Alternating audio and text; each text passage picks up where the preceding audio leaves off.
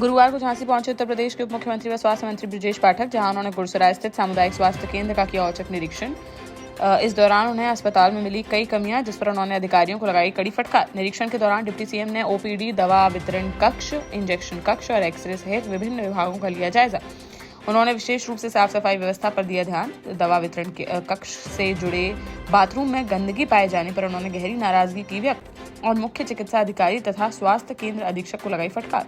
उन्होंने चेतावनी देते हुए कहा कि लापरवाही बरतने वालों पर की जाएगी सख्त कार्रवाई। ललितपुर में बीती शाम हाईवे पर एक तेज रफ्तार डंपर की टक्कर से बाइक सवार किसान की हो गई मौत। मृतक की कोतवाली मेहरौनी अंतर्गत ग्राम सैदपुर निवासी कोमल सिंह राजपूत के रूप में हुई पहचान, जो बुधवार को किसी काम से आया हुआ था ललितपुर। वहां से वह देर शाम लौट रहे थे घर वापस, तभी चंदेरा स्थित हाईवे पर झांसी की ओर से आ रहे एक तेज रफ्तार डंपर ने उनकी बाइक में मार दी जोरदार टक्कर, जिसमें उनकी मौके पर ही हो गई मौत। पुलिस ने शव को पोस्टमार्टम के लिए भेजकर आरोपी चालक की तलाश की शुरू। गुरुवार को 2 दिवसीय दौरे पर जालौन के उरई पहुंचे झांसी आईजी आकाश कुलहरी, जहां उन्होंने पुलिस कार्यालय का किया विस्तृत निरीक्षण। आईजी के अचानक आगमन से पुलिस महकमे में मच गया हड़कंप। निरीक्षण के दौरान उन्होंने पुलिस कार्यालय की विभिन्न शाखाओं का बारीकी से लिया जायजा और संबंधित अधिकारियों से कार्यप्रणाली की प्राप्त की जानकारी। निरीक्षण के दौरान आईजी ने अभिलेखों की गहन जांच। इस दौरान कई अभिलेखों में कमियां पाए जाने पर उन्होंने जताई कड़ी नाराजगी। आईजी ने संबंधित शाखा प्रभारियों को चेतावनी देते हुए कहा कि लापरवाही किसी भी सूरत में नहीं की जाएगी बर्दाश्त और अभिलेखों में पाई गई खामियों को शीघ्र सुधारने के दिए निर्देश। महोबा में प्रधानमंत्री फसल बीमा योजना में करोड़ों रुपए के फर्जीवाड़े के मामले में महोबा पुलिस ने बड़ी कार्रवाई करते हुए इफ्को टोक्यो बीमा कंपनी के तत्कालीन शाखा प्रबंधक समेत 4 आरोपियों को कर लिया गिरफ्तार। आरोप है कि इन्होंने कूट रचित दस्तावेजों को तैयार कर प्रधानमंत्री फसल बीमा योजना का उठाया अवैध लाभ, जिससे किसानों को हुआ भारी आर्थिक नुकसान। इस फर्जीवाड़े को लेकर लंबे समय से किसान संगठनों में था आक्रोश और आरोपियों की गिरफ्तारी की जा रही थी मांग। वहीं अन्य आरोपियों की गिरफ्तारी के लिए लगी हैं पुलिस की कई टीमें। जल्द ही सभी को कर लिया जाएगा गिरफ्तार।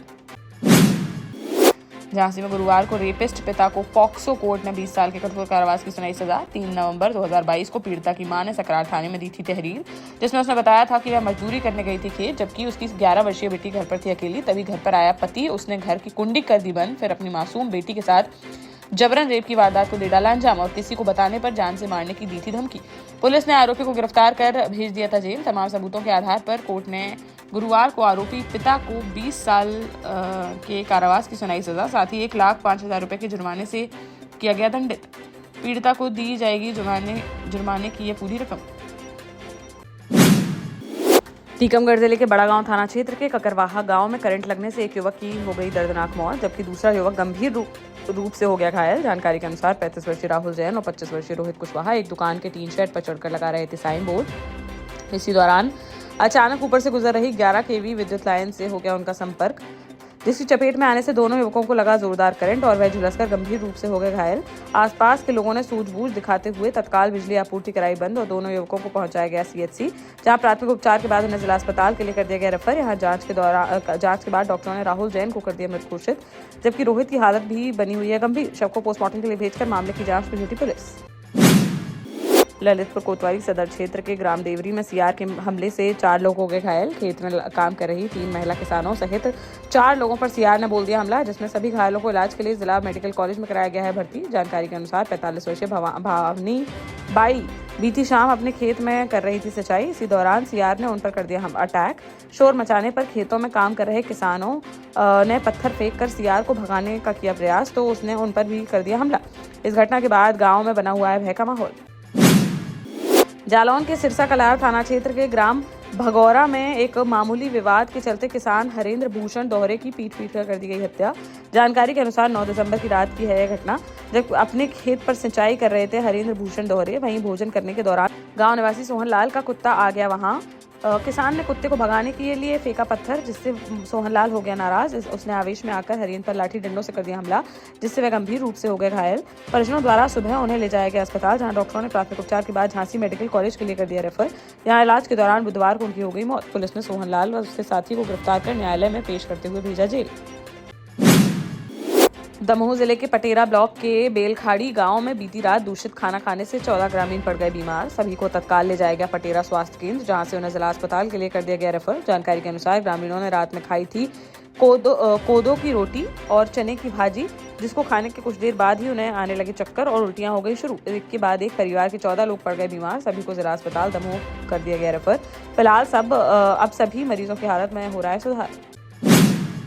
देश का जाना माना सैनफिन ग्रुप आपके लिए फिर लाया है झांसी में वास्तु के हिसाब से फ्लोर प्लान सहित एक शानदार टाउनशिप, जिसमें सुरक्षा की दृष्टि से सीसीटीवी, एक ही ग्रैंड गेट से एंट्री और एग्जिट, चौड़ी सड़कें, parking, car wash area, senior citizen and international fountain parks, swimming pool, gym, badminton, tennis आदि courts, school, hospital, shopping mart आदि कई सुविधाएं। इसीलिए तो हम झांसी में लोगों की पहली पसंद। 12 साल पहले अपने स्टार्टअप के साथ ही योग्य नेतृत्व, अनुभवी टीम और सक्षम सेंट्रलाइज और उत्तरदायी प्रबंधन के बल पर सबको घर गुणवत्ता के साथ समय पर घर की योजना के तहत सैनफिन समूह ने बहुत ही कम समय में 1500 से ज्यादा यूनिट्स को दिया है कब्जा। समय पर डिलीवरी से हमारे ग्राहकों में बढ़ा है विश्वास और मिली है संतुष्टि। सैनफिन समूह ने बहुत कम समय में Sanfin Ashok city, green homes residency, green homes city, Sanfin Ashok valley, Delhi public school, Sanfin शाखा, केन सैनफिन अस्पताल सहित कई अन्य परियोजनाओं के साथ नई झांसी के निर्माण में स्थापित किया है एक बड़ा मुकाम। तो आप भी आज ही आइए अपने परिवार के साथ और कीजिए अपने सपने साकार।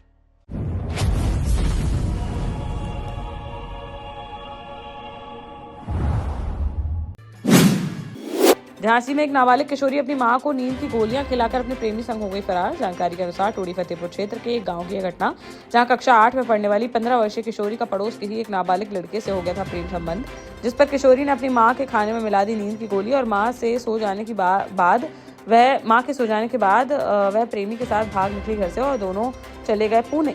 यहाँ उन्होंने एक मंदिर में किया विवाह और लगभग 15 दिनों तक रहे किराए के मकान में। इधर किशोरी के पिता ने लड़के के खिलाफ थाने में दर्ज कराया मुकदमा। पुलिस की सूचना पर झांसी लौट आया प्रेमी जोड़ा। झांसी पहुंचने पर किशोरी का कराया गया मेडिकल परीक्षण। इसके बाद दोनों को बाल कल्याण समिति के समक्ष किया गया पेश। काउंसलिंग के बाद किशोरी को उसके अभिभावकों के कर दिया गया सुपुर्द। वहीं प्रेमी को हिरासत में लेकर आगे की कार्रवाई में जुटी पुलिस। महोबा जिले में प्रधानमंत्री फसल बीमा योजना के तहत किसानों की पॉलिसी रिजेक्ट होने की शिकायतों पर जिलाधिकारी गजल भारद्वाज की अध्यक्षता में एक महत्वपूर्ण बैठक की गई आयोजित, जिसमें कृषि विभाग और बीमा कंपनी के वरिष्ठ अधिकारी रहे मौजूद। बैठक में बताया गया कि जिले में कुल 2,67,000 किसानों ने प्रधानमंत्री फसल बीमा योजना के लिए दिया था आवेदन, जिनमें से लगभग 1,26,000 किसान पाए गए नॉन केसीसी यानी किसान क्रेडिट कार्ड धारक नहीं। जिला प्रशासन द्वारा सत्यापन के बाद केवल 1,22,000 किसान ही पाए गए पात्र। बैंकों ने 1231 बीमा पॉलिसियों कर दी है निरस्त, जबकि 2200 पॉलिसियों का अभी बैंकों द्वारा किया जा रहा है सत्यापन। जालौन में कर करेत्तर एवं राजस्व कार्यों की प्रगति को लेकर जिलाधिकारी राजेश कुमार पांडे ने कलेक्ट्रेट सभागार में समीक्षा बैठक आयोजित कर विभिन्न विभागों की कार्यप्रणाली की गहन समीक्षा। बैठक में आबकारी, स्टाम्प, परिवहन, विद्युत, खनिज एवं व्यापार कर विभागों द्वारा लक्ष्य के सापेक्ष अपेक्षित राजस्व वसूली न होने पर जिलाधिकारी ने व्यक्त की कड़ी नाराजगी और संबंधित अधिकारियों को वसूली में शीघ्र सुधार लाने के दिए सख्त निर्देश। उन्होंने स्पष्ट किया कि राजस्व संग्रह में लापरवाही बरतने वाले अधिकारियों के विरुद्ध की जाएगी कठोर विभागीय कार्रवाई। झांसी आईजी आकाश कुलहरी की फटकार के बाद मऊरानीपुर सीओ मनोज कुमार सिंह पर हुआ एक्शन, जहां एसएसपी बीबीजीटीएस मूर्ति ने उनको फील्ड से हटाकर बना दिया अपराध सीओ। उनके स्थान पर जितेंद्र सिंह को पहली बार दिया गया सर्कल का चार्ज। हाल ही में इंस्पेक्टर से प्रमोशन होकर सीओ बने हैं वह। इसके अलावा 76 पुलिसकर्मियों को भी किया गया है इधर से उधर।